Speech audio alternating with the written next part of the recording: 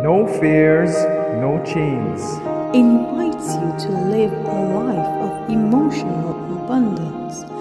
Written by Vanessa Pisuto. Narrated by Belinda Sainsbury. Good morning, dear friends. Today, December the 1st, our devotion is entitled Send Someone Else.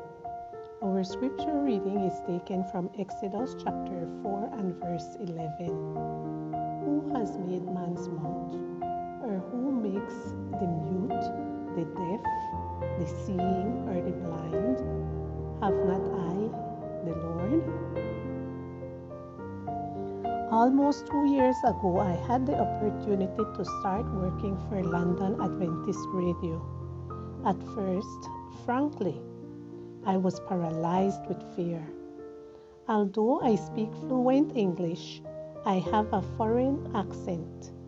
I was convinced that people would hate my voice and my radio show. For several months, I struggled to make the decision because I thought I wasn't the right person. Finally, after crying and praying a lot, I took the job and began a new chapter of my life.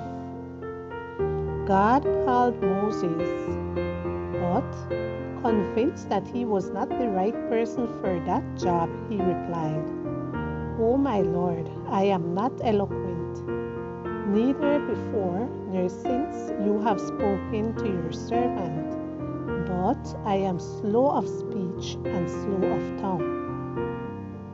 How many times do we look at ourselves and think we are not capable, even when God Himself is calling us?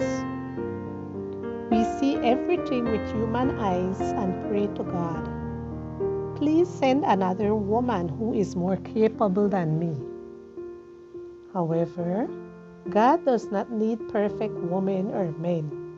He needs willing people. When I started receiving feedback from the radio listeners, I understood, in part, why God had called me.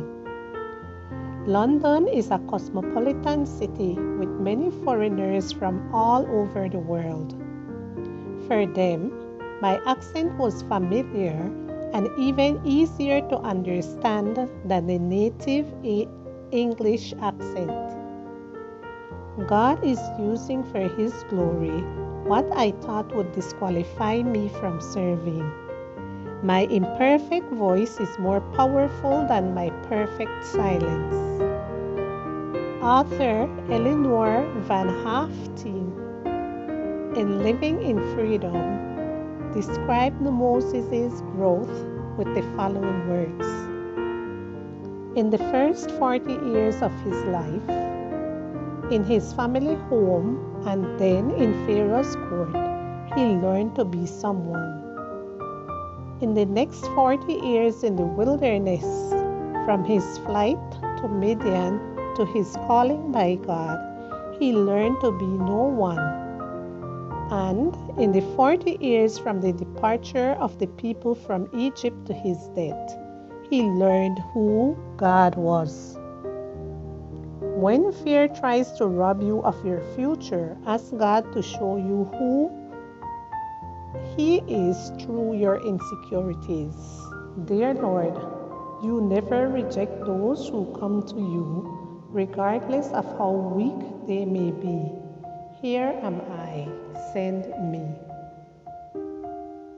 Who has made man's mouth, or who makes the mute, the deaf, the seeing, or the blind? Have not I, the Lord? Exodus chapter 4 and verse 11.